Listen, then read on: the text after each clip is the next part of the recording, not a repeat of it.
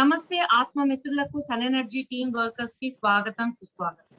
ముందుగా మన అందరి గురుగారైన డాక్టర్ బ్రహ్మర్షి పితామహ పత్రిజీకి, స్వర్ణమాల పత్రి మేడం కి నా ఆత్మాభివందనాలు. ప్రతిరోజు 4 నుంచి 4:45 వరకు వైదేహి మేడంతో ధ్యానం నిర్వహిస్తున్నారు. మేడం 4:45 నుంచి 5:30 వరకు మనకు ఎంతో మంది మాస్టర్స్ తో జ్ఞానం అనేది అందిస్తున్నారు. ఎందరో మాస్టర్స్ వచ్చి సన్ ఎనర్జీ టీమ్ బ్రహ్మ విద్య రేష్ట వైదేహి మేడం ద్వారానే వాళ్ళకు మేడం కి నా హృదయపూర్వకమైన ధన్యవాదాలు. ఈ రోజు మనకు విచ్చేసిన ఒరిస్సా నుంచి రేఖా మేడం ఒక టాపిక్ వచ్చి నిస్సహాయత గురించి చెప్పడానికి విచ్చేశారు. Welcome to the Zoom session madam. Welcome madam. Welcome. ఆత్మబంధువులందరికీ నా ప్రణామాలు.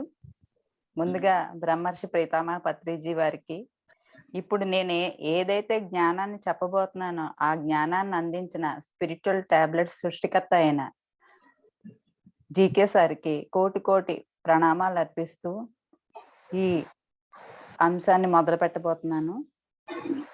నా పేరు రేఖ, నేను కటక్లో ఉంటాను. 2006 సంవత్సరం డిసెంబర్ నెలలో నేను ధ్యానంలోకి రావడం జరిగింది. నాకు ఆరోగ్య సమస్యతో ఆ ధ్యానంలోకి వచ్చాను. అంతకుముందు వివిధ రకాలైన ప్రాబ్లమ్స్ ఉండేవి, కానీ ఏం టెస్టులు చేయించినా నార్మల్ అని వచ్చేది. ఏం చేయాలో తెలిసేది కాదు. ఒకరోజు రాత్రి దేవుడికి దండం పెట్టుకుని పడుకున్నాను, దేవుడా నువ్వే నాకు మార్గం చూపించాలి అని. ఆ నెక్స్ట్ డే తెలుసున్న ఆంటీ ఇంటికి వచ్చారు.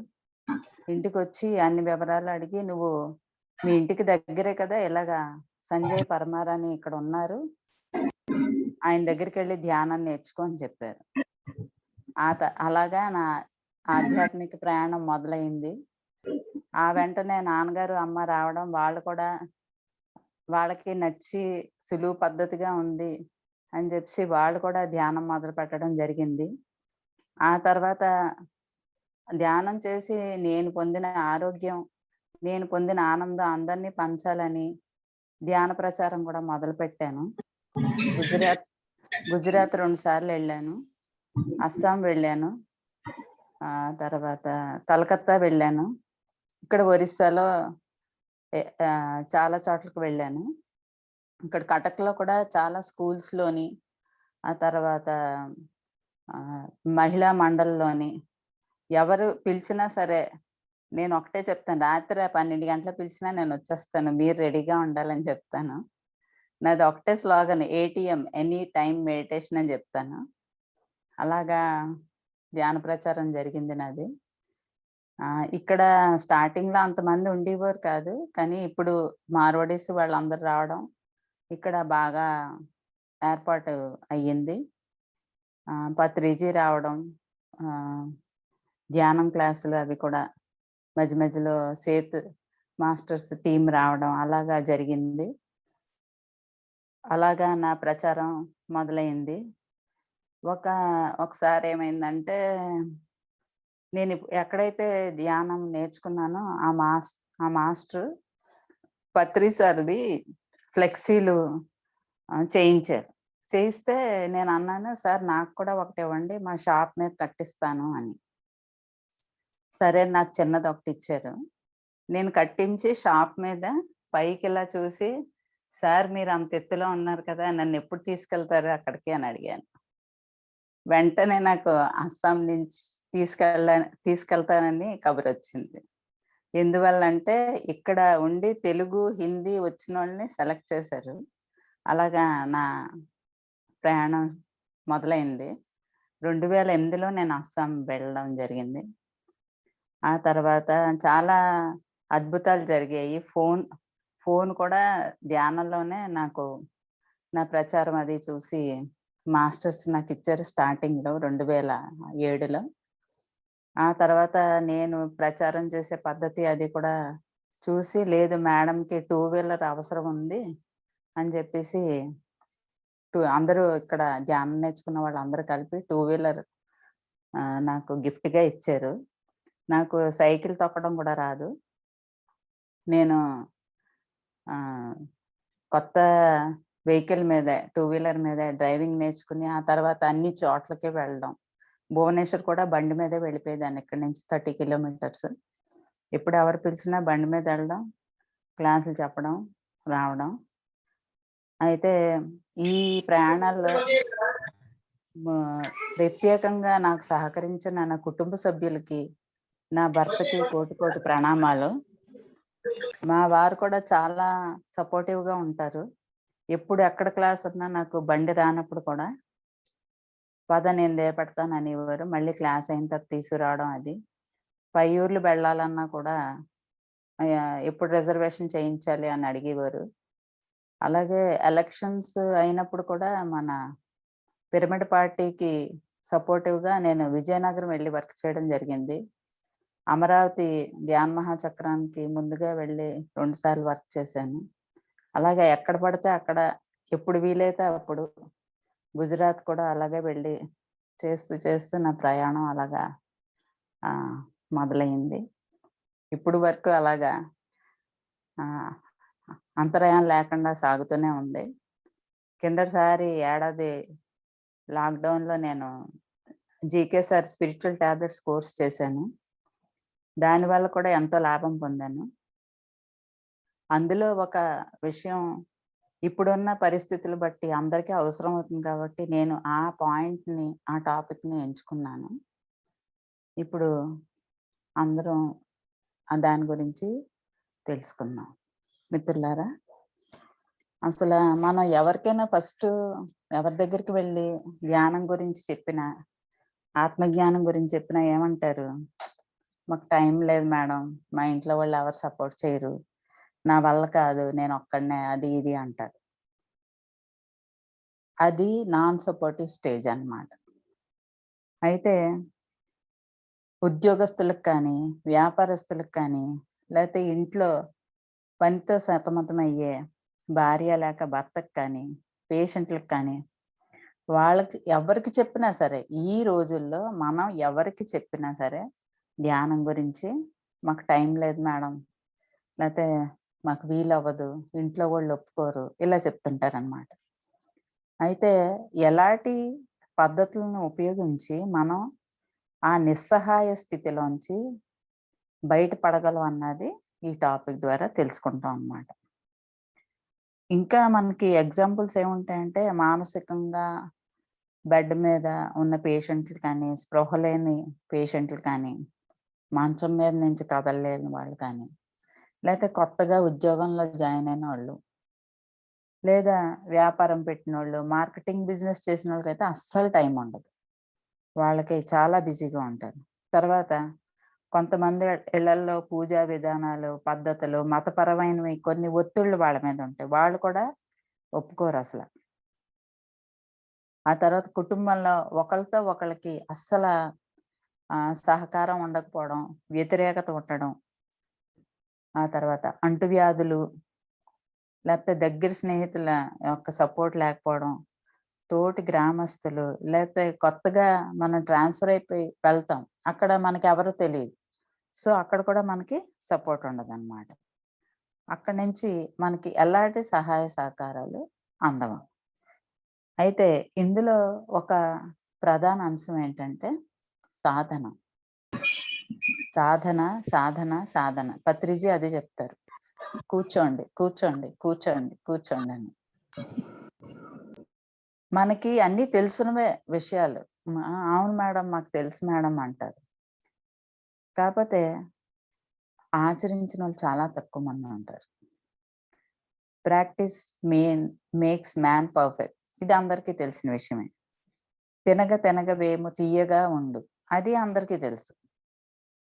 సాధనతో సమకూరు పనులు ధరలోన. అది అందరికీ తెలుసు. Where there is a will there is a way. అది అందరికీ తెలుసు. కానీ అసలు ప్రయత్నం అన్నదే చేయరు. ప్రయత్నం చేస్తేనే కదా ఏదైనా జరిగేది. ఇవన్నీ మనకు తెలిసినవే. కానీ అది ఆచరించడంలోనే ఉందన్నమాట. ఇవి ఆచరిస్తే సరిపోద్ది. దీని గురించి ప్రత్యేకంగా మనం ఏం చేయక్కర్లేదు. అంటే ఎప్పుడు ఎక్కడ మనకు సమయం దొరకనా, ఆ సమయాన్ని వ్యర్థం చేయకుండా, వృధా చేయకుండా మనం ధ్యాన సాధన చేయడం. ఆ సాధనే ఆత్మానుభవ స్థితి పొందడానికి మిగతా సమయాన్ని సమకూరుస్తుంది. మనకి మిగతా సమయం అనుకూలిస్తుందనమాట. దీనికి వివరంగా మనం చెప్పుకోవాలంటే, ఫస్ట్‌లో గ్యాస్ స్టవ్ వచ్చినప్పుడు, గ్రైండర్ వచ్చినప్పుడు, కూలర్ వచ్చినప్పుడు, వాషింగ్ మెషిన్ వచ్చినప్పుడు, తర్వాత వాహనాలు అంటే ట్రైన్స్ వచ్చినప్పుడు కూడా జనాలు చాలా భయపడ్డారు. ఎక్కితే ఎలా ఉంటదో, వాషింగ్ మెషిన్ వాడితే ఎలాగుంటదో, ఏంటో అని అదొక భయం. తర్వాత ఎంత ఖర్చు అవుతదన్నది కూడా ఒక భయం ఉండేది. తర్వాత వాడగా ఒకళ్ళు చెప్పి, "ఆ! మేము బావుందండి వాడాము. పలానా కంపెనీది చాలా బావుంది" అంటే అలాగా ఒక్కొక్క పరికరం మీద అవగాహన పెరిగినప్పుడు అవన్నీ కూడా మనకి నిత్యావసర వస్తువులు అయిపోయాయి. ఆ తర్వాత అటాచ్డ్ బాత్రూమ్ గురించి కూడా అసలెవరికీ నచ్చేది కాదు. ఇంట్లో బాత్రూమా? బయట ఉండాలి కదా! అది ఇది అనేవారు. ఆ తర్వాత ఫ్లాట్స్ రావడం, అటాచ్డ్ బాత్రూమ్‌లు రావడం. దాన్ని కూడా అందరూ స్వీకరించారు. దానికి కూడా సహకరించారు అందరూ.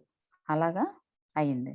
కాబట్టి ఇక్కడ సహాయం లేకపోవడం అంటే అసలు సమయం లేకపోవడం. హ్మ్. ఎవ్వరు సహాయం చేయకపోవడం. పరిస్థితులు సరిగ్గా లేవని చెప్పడం. ఎవరు అనుకూలంగా లేరని చెప్పడం.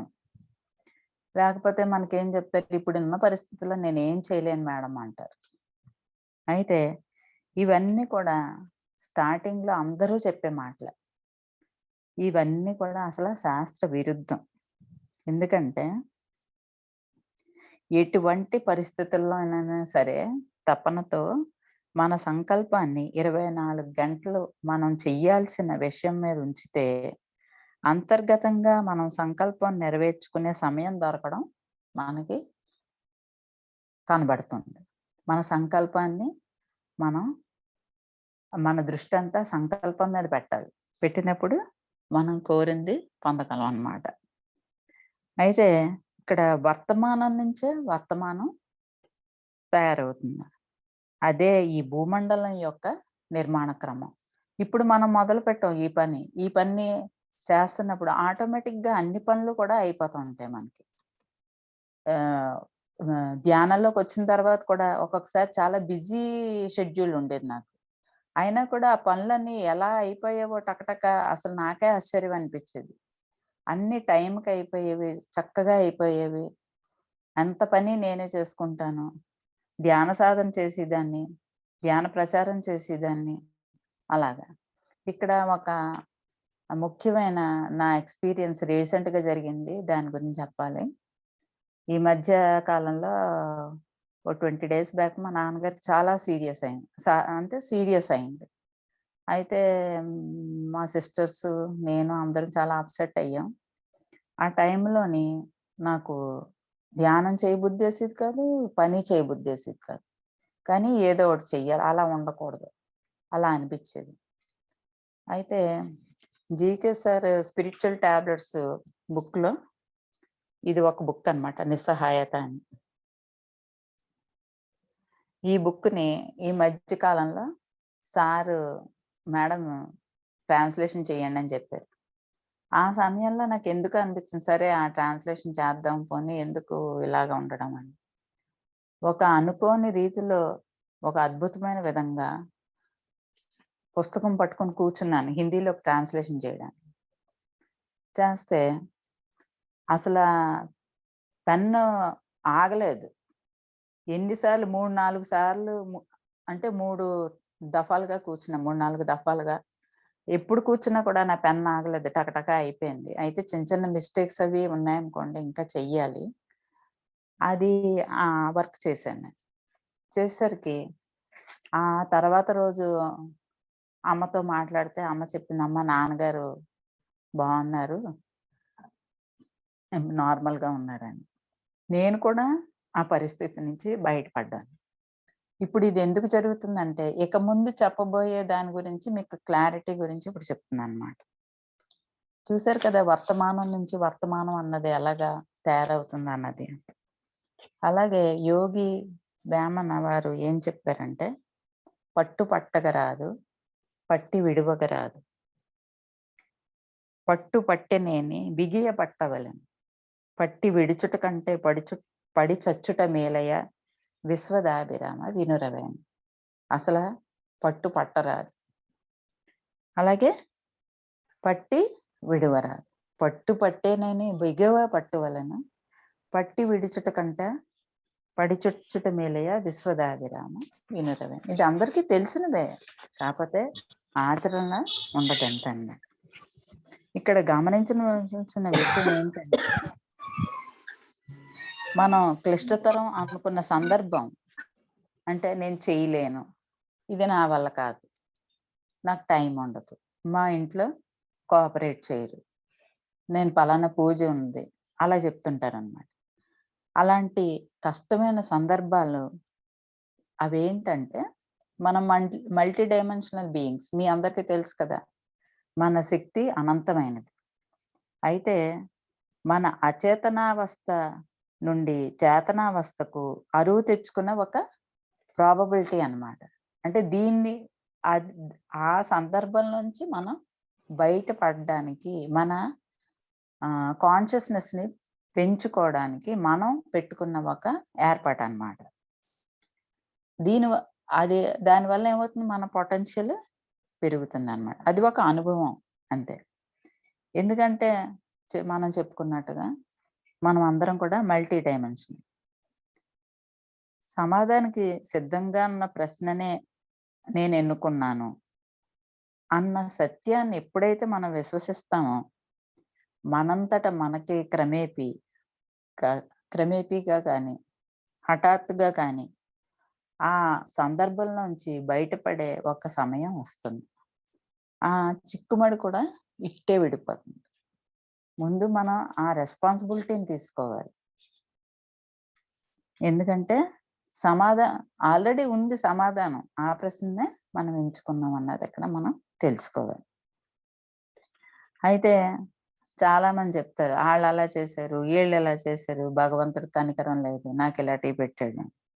ఎప్పుడైతే ఇదే మనం ధారణ చేసి అందరితో చెప్తూ ఉంటామో, ఆ చెప్తున్నంత కాలం కూడా మనం పరిష్కారానికి దూరంగానే ఉంటాం. సేత్ మాస్టర్ చెప్పినట్లు, ఇది నేను సృష్టించుకున్నదే, దీన్ని నేనే పరిష్కరించుకుంటాను అని పూర్తిగా నమ్మినప్పుడు ఆ పరిస్థితుల నుంచి బయటపడిపోతాం. అయితే ఇదంతా అనుభవంలోకి రావాలంటే ధ్యానము చెయ్యాలి, తర్వాత స్వాధ్యాయం చెయ్యాలి, సజ్జన సాంగత్యం చెయ్యాలి. ఇక్కడ సజ్జన సాంగత్యం గురించి చిన్న కథ చెప్తాను నేను. ఒకసారి నారద మురీంద్రుల వారికి ఒక డౌట్ వచ్చింది. విష్ణుమూర్తి వారి దగ్గరికి వెళ్ళి అడుగుతాడు, స్వామి సజ్జన సాంగత్యం వల్ల లాభాలు ఏంటి అని.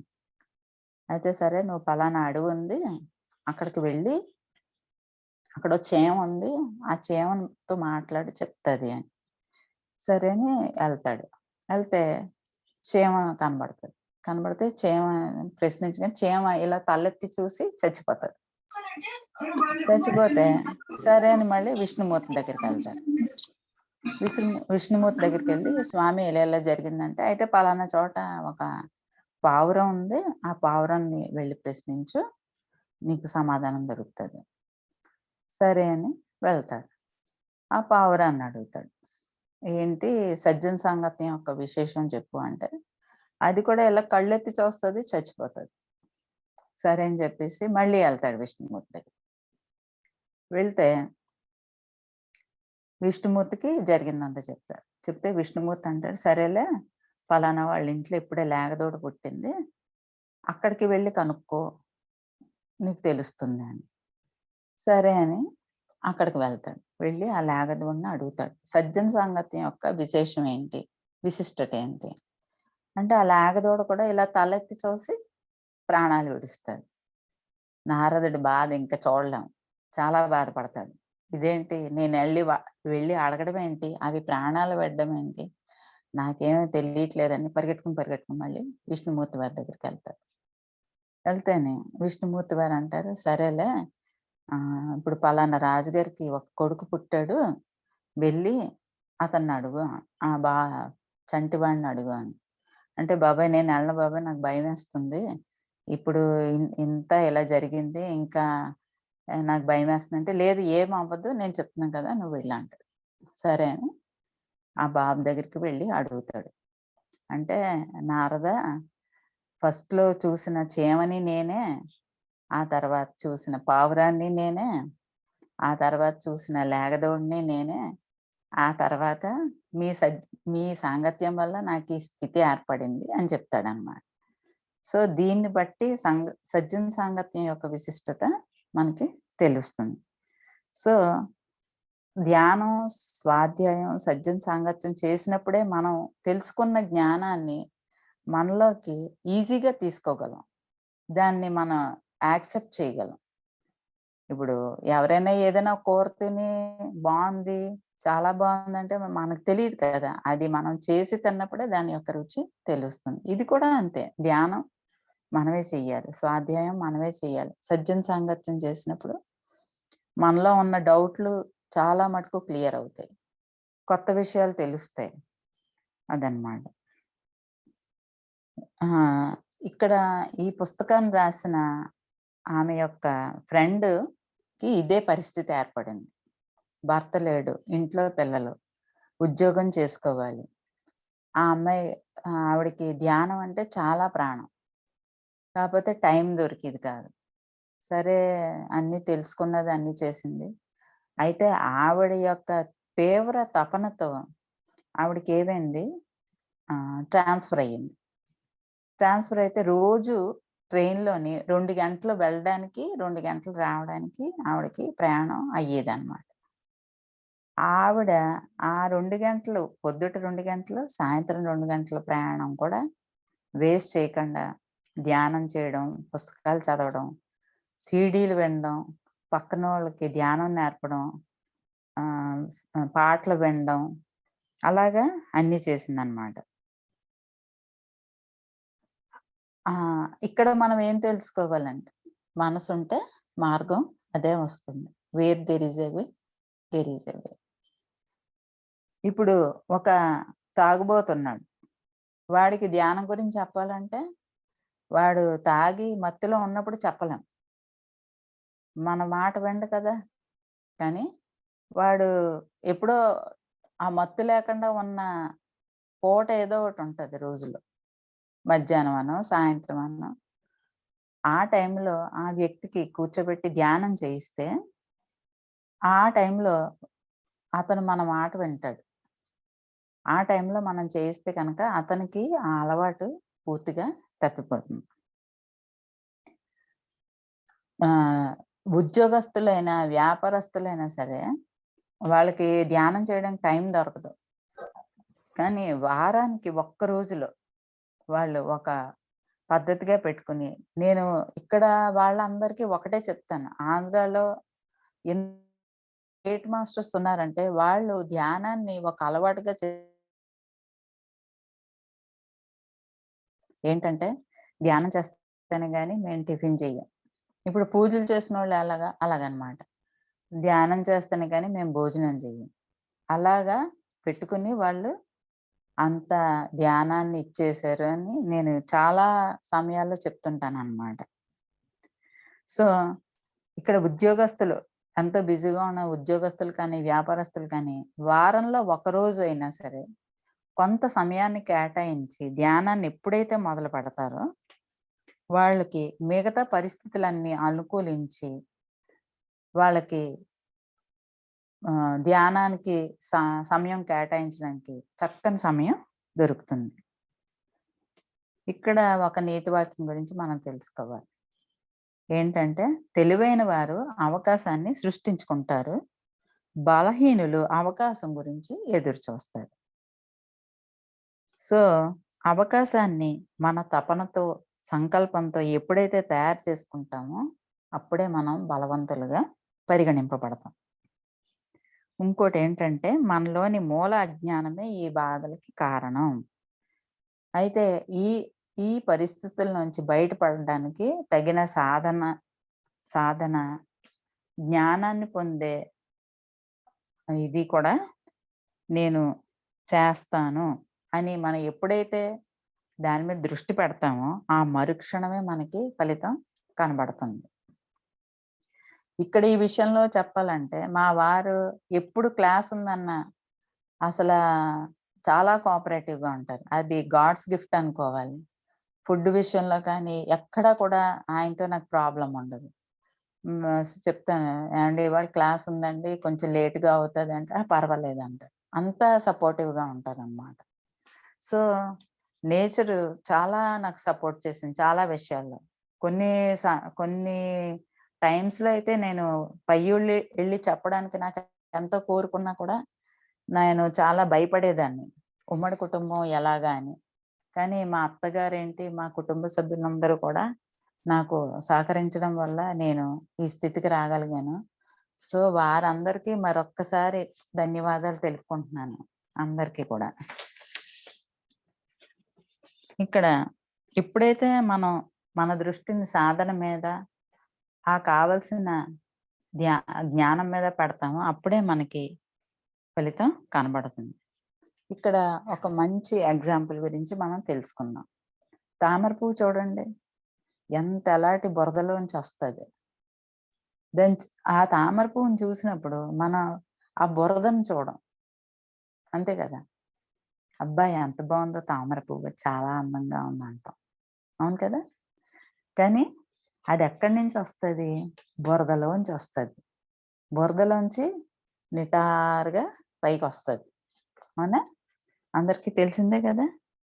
కాబట్టి ఇక్కడ మనం ఏం తెలుసుకోవాలి అంటే, తామర పువ్వు బురదలోంచొచ్చినట్లే మన చుట్టూ ఎలాంటి పరిస్థితులున్నప్పటికీ కూడా మనం ఆ తామర పువ్వులాగా బయటికి రాగలం అన్నది నమ్మినప్పుడు, దాన్ని కొంచెం అర్థం చేసుకున్నప్పుడు మనం ఈజీగా ఆ తామర పువ్వులాగే వికసించగలం.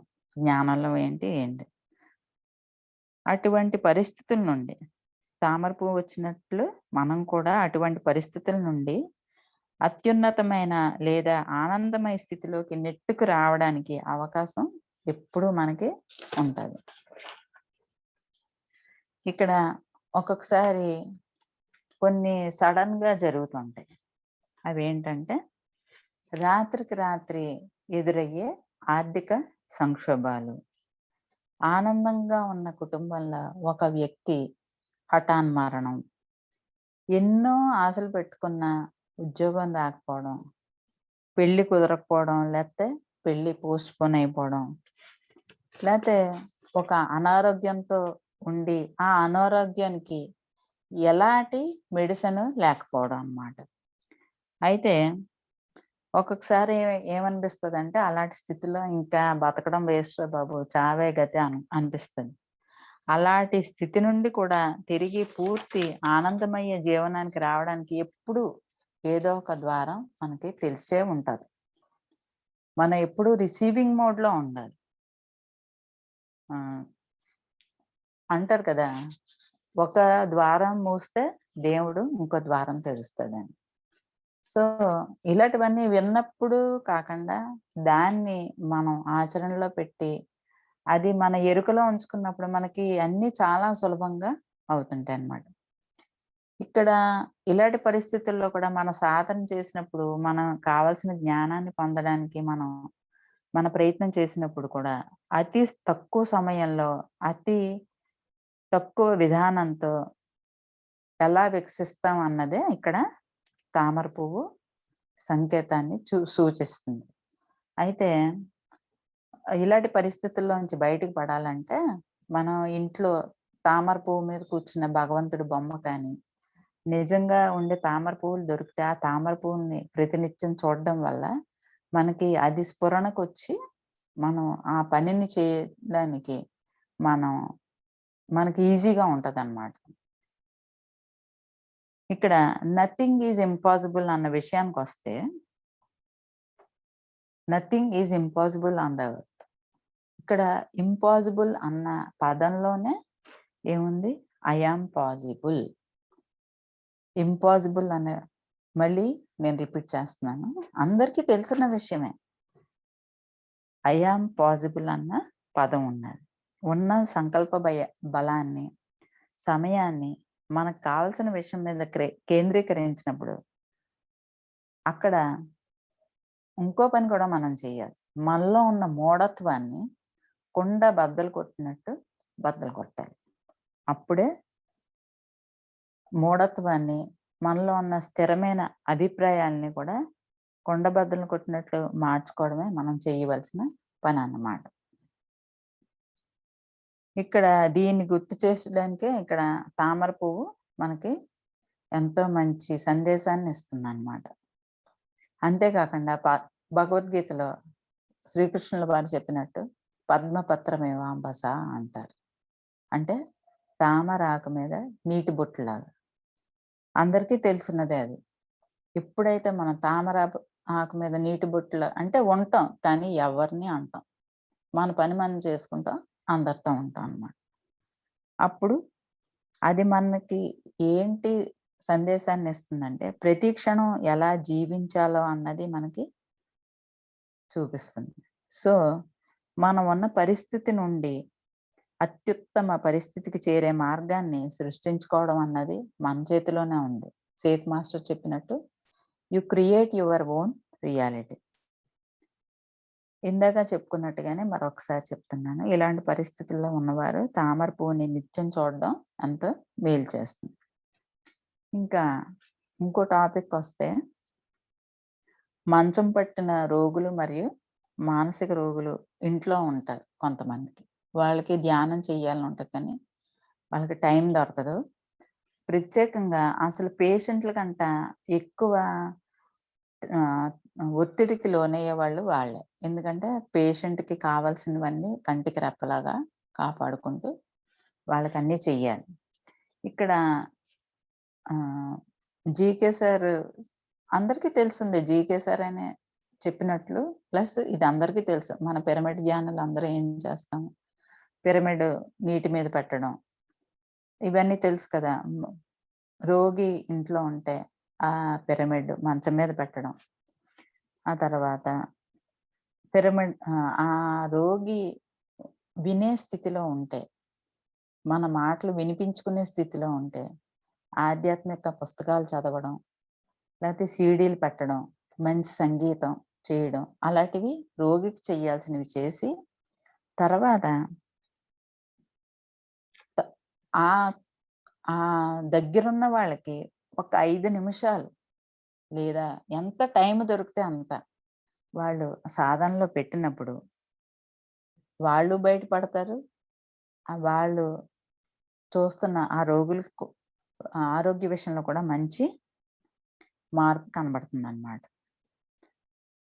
ఇక్కడ సాధన అంటే ధ్యానం, స్వాధ్యాయం, సజ్జన సాంగత్యం వల్ల వాళ్ళు ఆ నిస్సహాయ స్థితి నుంచి బయటపడతారన్నమాట. పేషెంట్‌కు చేయాల్సిన పని చేస్తూ సాధన చేయడం అన్నది ఏంటన్నమాట, వాళ్ళు ఎలాంటి గడ్డు పరిస్థితుల్లో ఉన్నప్పటికీ కూడా తామర పువ్వులాగా వాళ్ళు బయటకొచ్చేస్తారు. ఇంకా ఇంకొక ముఖ్యమైన విషయం ఏంటంటే, సమయం లేదని చెప్తుంటారు చాలామంది. మా దగ్గర అసలు టైం ఉండదండి. మాది పెద్ద ఫ్యామిలీ అండి. పనెక్కువ ఉంటదండి. ఇలాంటివి ఒప్పుకోరండి. మా ఆయన గారు ఒప్పుకోరండి అని. అయితే అలాంటి వాళ్ళకి కొన్ని సూచనలు సూచించడం జరిగింది. జీవితంలో జంక్షన్ వచ్చినప్పుడు మనం ఆధ్యాత్మిక సాధనకి ప్రాముఖ్యత ఇచ్చి రెండోది చేసుకోవాలి. జంక్షన్ అంటే ఇక్కడ ఏంటంటే, మనకు ఒకేసారి 2 పనులు వచ్చి పడతాయి. ఒకటి ధ్యానం కి సంబంధించిన విషయం, ఇంకోటి ఏదో ఇంట్లో పనో ఏదో ఒకటి వస్తది. అయితే కొంచెం మనం ధైర్యం చేసి ఎప్పుడైతే ధ్యానానికి ఇచ్చేస్తామో, అప్పుడు మిగతా మన పరిస్థితి అంతా బాగుపడతాయి. ఇలాంటి పరిస్థితే నాకు ఏర్పడిందనమాట మా నాన్నగారు ఆరోగ్య విషయంలో. అది నాకు జంక్షన్. కానీ ఇంకో గమ్మత్తైన విషయం ఏంటంటే, అసలు ఈ పుస్తకంలో మ్యాటర్ ఏంటున్నదో ఒకసారి చదివాను, కానీ నాకు అంత గుర్తులేదు. కానీ రాస్తున్నప్పుడైతే చాలా అద్భుతంగా అనిపించింది. నేను ఏ స్థితిలో ఉండి ఏ పనైతే చెయ్యాలో, అదే పని నాకు తెలియకుండా చేయడం జరిగింది. ఇది మటుకు చాలా అసల మిరాకిల్ అన్నమాట. నేను అది రాస్తుంటే నేను ఆశ్చర్యపోయానన్నమాట. ఓహో! ఇదన్నమాట అని. అసలు ఆ ట్రాన్స్‌లేషన్ చేయడం ఏంటి? నాన్నగారు కోలుకోవడం ఏంటి? నేను చాలా ఈజీగా అది చెప్పలేను. మాటల్లో చెప్పలేను. ఎంత బాధపడ్డానో అంత కానీ ఆ బాధపడుతున్న టైంలో కూడా నాకు లోపల నుంచి నత్వం శోచితుమర్హసి, నత్వం శోచితుమర్హసి అని నా అంతరాత్మ చెప్తూనే ఉంది. అలా చెప్పడం, ఈ వై జంక్షన్‌ని నేను తెలుసుకొని, నేను ఈ ట్రాన్స్‌లేషన్ చేయడం అది నా జీవితంలో ఒక అద్భుతమైన చమత్కారం అన్నమాట. అది వై జంక్షన్‌ని మనం గుర్తించాలక్కడ. ఏ పని ముందు చెయ్యాలన్నది. తర్వాత ఒకసారి నిర్ణయం తీసుకొని బయట పడదామని ఎప్పుడైతే ఇంకా డిసైడ్ అయిపోతామో, అనుకున్నదే తడువుగా మనకి ప్రకృతి నుంచి సహాయం లభిస్తుంది. చూసారు కదా నా విషయంలో ఏం జరిగిందో. నిజంగా నేనైతే చాలా హ్యాపీ ఫీల్ అయ్యాను. ఇక్కడ ఇవి ఎలాగ మనకు తెలుస్తాయి?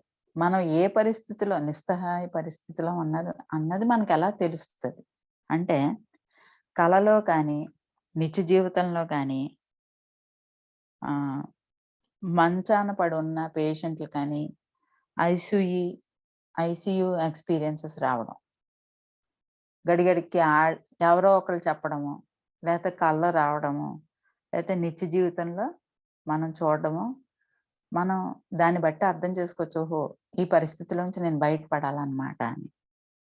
రెండోది కలలో కానీ, అనుభవాల్లో కానీ మనం ఒక జంక్షన్‌లో ఉండి అక్కడ మనకి డైరెక్షన్ దొరకడం లేదన్నమాట. ఎటువైపు వెళ్ళాలో తెలియడం లేదన్నమాట. అక్కడ మనకి మెసేజ్ చెప్పడానికి కూడా, అడ్రెస్ చెప్పడానికి కూడా ఎవరు ఉండరన్నమాట. అలాగా నిజ జీవితంలో కానీ, కలల్లో కానీ రావడం. దాన్ని బట్టి ఓహో! మనం ఇప్పుడున్న పరిస్థితి నుంచి బయటపడాలి అన్నది మనం గుర్తించాలన్నమాట. అది గుర్తించి వెంటనే మనం చేయాల్సిన పని ముందుగా చెప్పుకున్నట్లు చేయడమే. తర్వాత మనం కొంతమందికి ధ్యానం నేర్పుతాం. మనం సపోర్ట్ చేయాల్సిన వ్యక్తులుంటారు. అయితే వాళ్ళని కొన్ని కారణాల వల్ల పక్కన పెట్టడం. పెడితే వాళ్ళ మాటలు వేరే వాళ్ళ ద్వారా మనం వింటాం. వాళ్ళు ఇలాగ అని. లేతే చుట్టూ ఉన్న వారి దగ్గర నుంచి సూచనలు లభించును. దాన్ని బట్టి కూడా మనం గుర్తించొచ్చు. మనం ఏ పరిస్థితి నేను ఈ పరిస్థితిలో ఉన్నానన్నమాట. ఇంకోటేంటంటే ఇంట్లో కూర్చునే పరికరాలు అంటే కుర్చీలకి, టేబుల్స్‌కి కింద 4 కాళ్ళు అంటాం గదా! వాటిలో ప్రాబ్లమ్స్ రావడం గానీ, లేతే మన కాళ్ళకి సంబంధించిన ప్రాబ్లమ్స్ రావడం గానీ కూడా దీన్నే సూచిస్తాయి.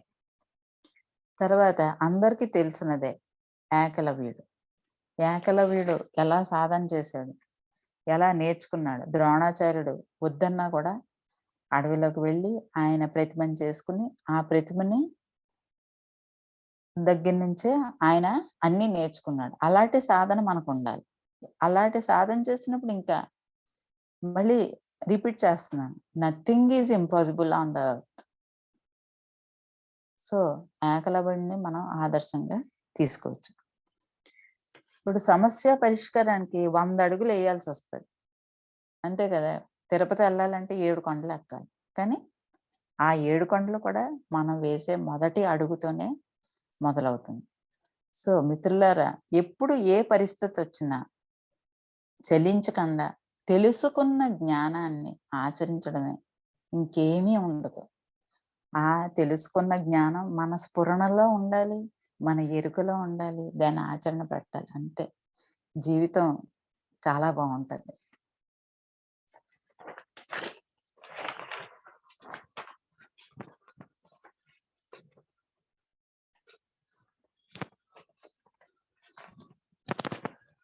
మేడం టైమ్ ఉందా మేడం?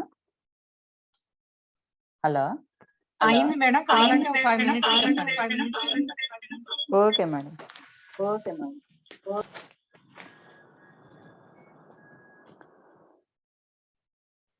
సో, ఇక్కడ ఇంకొక 2 పాయింట్స్ ఉన్నాయి. దాంతో ఎండ్ చేస్తాను. ఇంటి ద్వారబంధం దాటే ప్రాంతం లేకపోతే ట్రైన్‌లోకి మనం ఎక్కే స్టెప్స్ కానీ, వ్యాపారం మరియు ఉద్యోగంలో, తర్వాత ఆవరణలోకి వెళ్ళే ప్రాంతం, శరీర పాదాలు చెప్పుకున్నాం కదా! అందులో మనకి ఏవైనా ప్రాబ్లమ్స్ వస్తే మనం ఇలాగా గుర్తించొచ్చు. ఏ నిస్సహాయత సందర్భంలో నుంచైనా బయటికి రావడానికి ముఖ్యంగా మనం అలవర్చుకోవాల్సినవి తత్వం ఏంటంటే, ప్రత్యక్షంగా, పరోక్షంగా ఎవరు దీనికి బాధ్యులు కారు. నా వాస్తవానికి నేనే సృష్టికర్తని. సేత్ మాస్టర్ చెప్పినట్టు. సో, ఇంకోటి కూడా మనం గుర్తుంచుకోవాలేంటంటే, నో నేర్చుకోవడానికి, తెలుసుకోవడానికి, మరింత చైతన్య విస్తృతికి నన్ను నేనే ఈ పరిస్థితుల్లోకి నెట్టుకున్నాను అని పూర్తిగా విశ్వసించాలి. ఒక ఒక ఛాలెంజ్ మనకొచ్చిందంటే, ఆ ఛాలెంజ్‌లోంచి మనం బయటపడే విధానమే మన చైతన్య విస్తృతికి సూచన అన్నమాట. పరనింద చేస్తున్నంత కాలం క్షణం మాత్రమైనా సరే, ఆ పరిస్థితుల నుండి బయటపడే మార్గానికి చాలా దూరంగా ఉంటాం. దేనికైనా సరే నేనే, ఇంకోళ్ళెవరు కాదు అన్న విషయాన్ని గుర్తించుకుని ఎప్పుడైతే మనం ఆ రెస్పాన్సిబిలిటీని తీసుకుని చెయ్యవలసిన సాధన, ధ్యానం, స్వాధ్యాయం, సజ్జన సాంగత్యం చేస్తామో అన్ని చిక్కుముడులు చిటికెలో వీడిపోతాయి. మిత్రులారా, ధన్యవాదాలు. Thank you. Thank you. Thank you.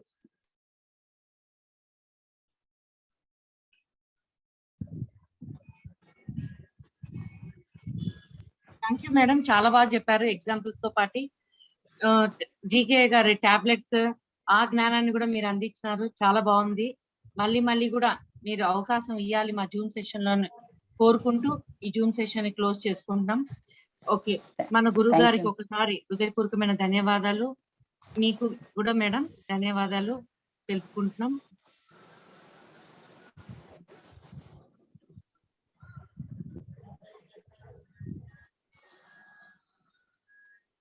Aunty